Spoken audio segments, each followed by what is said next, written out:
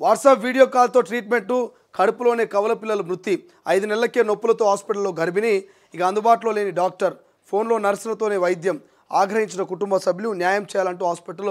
ముందు ధర్నా దవాఖానాను సీజ్ చేసిన డిఎంహెచ్ఓ రంగారెడ్డి జిల్లా ఇబ్రహీంపట్నంలో ఘటన ఇది చూసినారా ఇది 5 నెలలకే నొప్పులతో హాస్పిటల్ గర్భిణి అంట కడుపులోనే కవల పిల్లల మృతి ఇటువంటి ఫేక్ డాక్టర్లు ఫేక్ హాస్పిటల్స్ ఫేక్ ఎక్కువైపోయింది టెక్నాలజీ పెరుగుతున్నది కానీ ఫేక్ కూడా పెరుగుతుంది అట్లే ఆ మధ్యకాలంలో చూసినాం ఆయన ఎంబీబీఎస్ చేయలేదు గిబిబిఎస్ చేయలేదు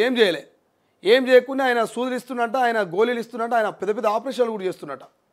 అరే ఎట్లా చేస్తున్నాడు ఆయన అంటే ఆయన ఫేక్ డాక్టర్ అట్లా సస్టైన్ అవుతూ వచ్చిండు అట్లా కంటిన్యూ అవుతూ వచ్చిండు సో ఇది ఈ కథ కూడా అట్లే ఉంది ఇబ్రహీంపట్నంలో 5 నెలల గర్భిణి ఆమె ఏదో పాపం ఏదో ఇబ్బంది అవుతుంది నొప్పులు వస్తున్నాయో లేకపోతే ఇంకోటి ఏదో అయితే ఆమె హాస్పిటల్కి పోతే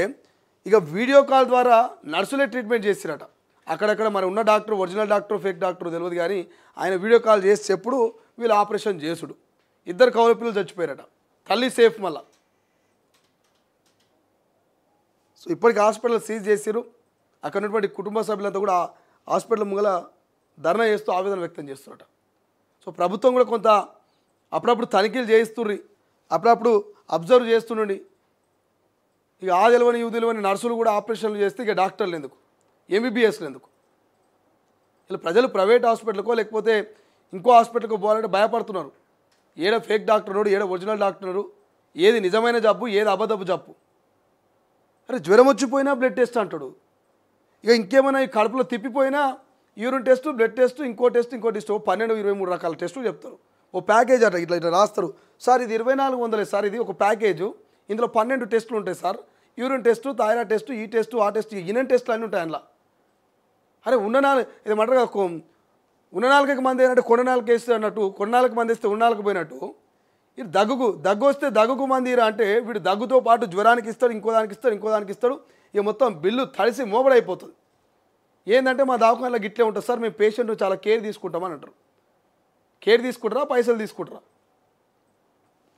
సో వాట్సాప్ వీడియో కాల్తో ట్రీట్మెంటు కడుపులో కవల పిల్లల మృతి అనేది చాలా ఆవేదనమైనటువంటి వార్త ఆందోళన కలిగించేటువంటి వార్త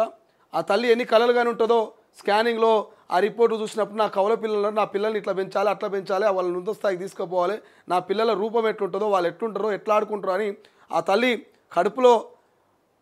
పిండం ఏర్పడినప్పటి నుంచి డెలివరీ అయ్యే వరకు కూడా ఆ పిల్లలు బయటకు వచ్చేంత వరకు ఒక ఊహ ఉంటుంది ఒక ఆలోచన ఉంటుంది ఆ తల్లికి తల్లి కావాలన్నటువంటి కోరిక ఉంటుంది ఏ ఆడపిల్లకైనా మరి అటువంటి తల్లిని ఇవాళ పిల్లలు లేకుండా చేసిరు 5 నెలలకే పిల్లలు చచ్చిపోయారంటే ఆ తల్లి ఆవేదనను ఎవరు చెప్తారు ఆ తల్లి ఆవేదనను ఎవరు అర్థం చేసుకుంటారు ఒకసారి ఆలోచించాలి ఈ వైద్యులు చేసినటువంటి తప్పులకు ఇలా కుటుంబాలు బలవుతున్నాయి ప్రాణాలు పోయేటటువంటి పరిస్థితి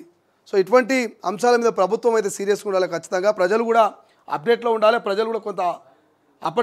ఎప్పటికప్పుడు దీని మీద చూస్తుండాలి ఆరోగ్య శాఖ మంత్రి కూడా దామోదర్ రాజనరసింహ గారు కూడా కొంత అప్పుడప్పుడు తనిఖీలు చేయండి ఆరోగ్య శాఖ మంత్రి గారు దామోదర్ రాజనరసింహ గారు తనిఖీలు చేయండి అధికారులు పంపించారు ఇప్పుడు ఫేక్ డాక్టర్లు ఫేక్ హాస్పిటల్ని దుకాణాలు బంద్ చేయరు లైసెన్సులు ఉన్నాయా లేవా చూడుర్రి ఇది మాత్రం బాధాకరమైనటువంటి విషయం ఇది ప్రభుత్వం ఖచ్చితంగా దీనికి బాధ్యత వహించాల్సినటువంటి అవసరం ఉంటుంది ఇటువంటి కార్పొరేట్ హాస్పిటల్స్ని వీటన్నిటిని కూడా మరి సీజ్ చేయాల్సిన బాధ్యత ప్రభుత్వాల మీద ఉంటుంది ఇది చెప్పుకోలేదు కదా మోదీకి సంబంధించి మోదీకి పుతిన్ ఫోన్ చేసినట్ట ఉగ్రవాదం పైన పోర్లో కలిసి వస్తామని